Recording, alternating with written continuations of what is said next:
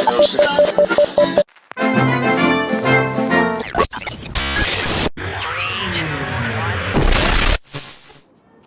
very good evening from Celtic Park ahead of the second Old Firm derby of the season on what could be a huge night in the title race. Rangers have a 2-point lead at the top of the Premiership. They'll face a Celtic side which certainly has the momentum. Ange Postecoglou's team have won 11 out of the last 12 league games. Rangers, on the other hand, have dropped 4 points in the last 3 league outings. Ronnie Charters looks ahead to tonight's clash. There's going to be some tension out there. The pace is going to be quick. Most importantly, it's important for our supporters. Secondly, we've got a chance to go top. The Old Firm is the biggest game we play in the league. Of course, excitement because it's a big game. They're a top team, a good team, so we have to be well prepared. Having a full Celtic Park rocking tomorrow night will be great. Stakes are always high when these rivals meet. At the weekend, Lille Abada put Celtic within striking distance of Rangers.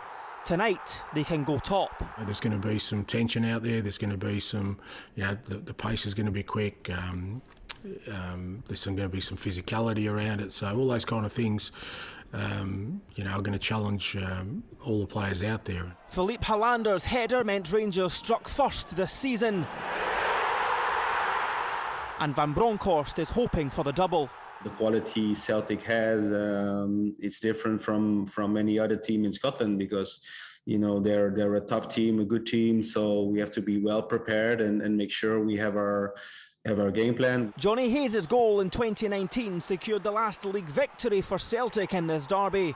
Postecoglou hopes home advantage will count. Yeah, it should be great. I'm sure our supporters. They got denied the chance of watching the derby last year, so and at the beginning of this year. So having a full Celtic Park rocking tomorrow night will be great. It's Van Bronckhorst's first taste of a Glasgow derby from the dugout, but the Dutchman knows all too well the pressures involved. The Old Firm is the biggest game we play in the league. Games I played as a player, now also as a coach. So, but it's the same, You want to enjoy the games, you want to be successful, and make sure you get a good result. It's the biggest derby in British football. It's the green side of Glasgow versus the blue. It's the night when a city will stand still as its two famous old clubs reignite their rivalry. Ronnie Charters, STV News. Well, a few players are in line to make their Old Firm debuts tonight. They will never have experienced a fixture quite like this. The stadium behind me will be packed with 60,000 Celtic fans, but there won't be a single Rangers supporter. How much of an advantage may this be for Ange Postecoglou's side? Let's hear from players from both camps. When we play at home, we have 60,000 people who cheer with us. Will be a huge game. But again, like I said before, after this game tomorrow, we have so many games. This is the first game I've played on a night time, so I'm looking forward to it.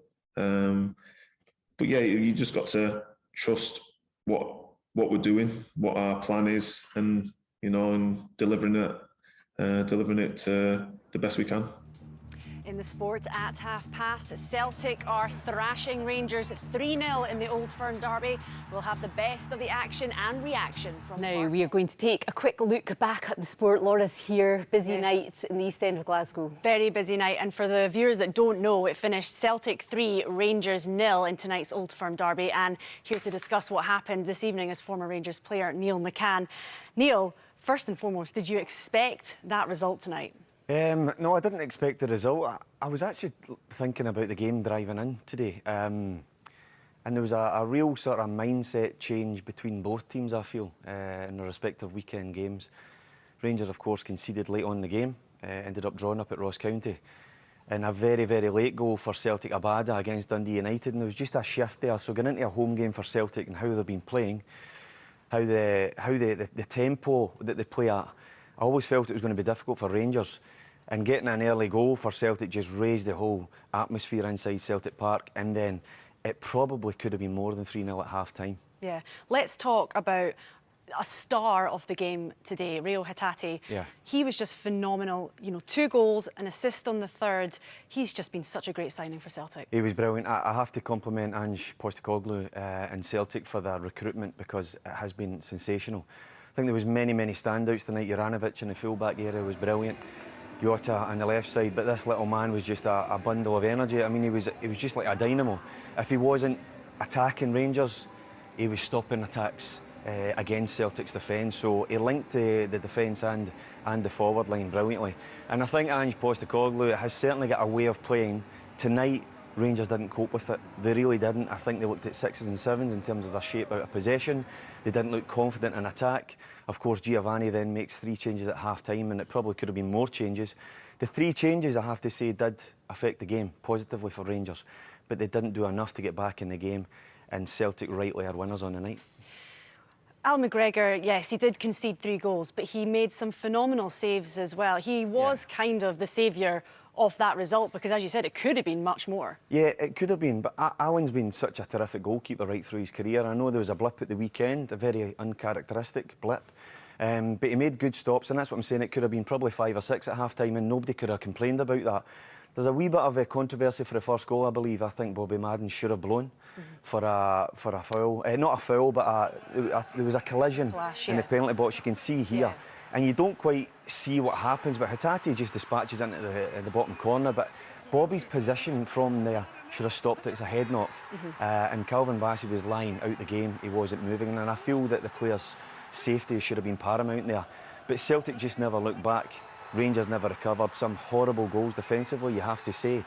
But it was totally Celtic's evening, and they absolutely deserved the 3 points. What does Van Bronckhorst go home and think about tonight? Lots. Yeah. He'll not sleep tonight.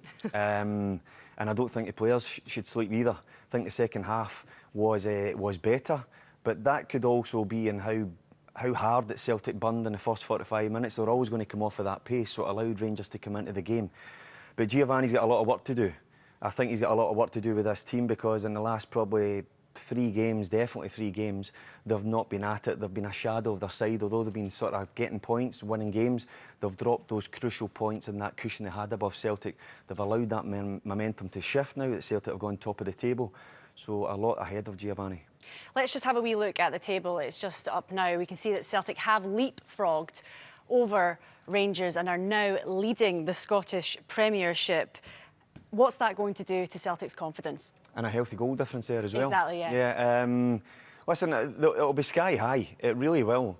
But how Celtic are performing, you always knew that if they got this result tonight, there would be a massive momentum shift in Glasgow. Giovanni has been trying to implement his style of play, and that'll be tough for him. It's a new coaching staff, there's new players, but that style of play that Rangers were successful with last year was hardwired for 3 years under Steven Gerrard.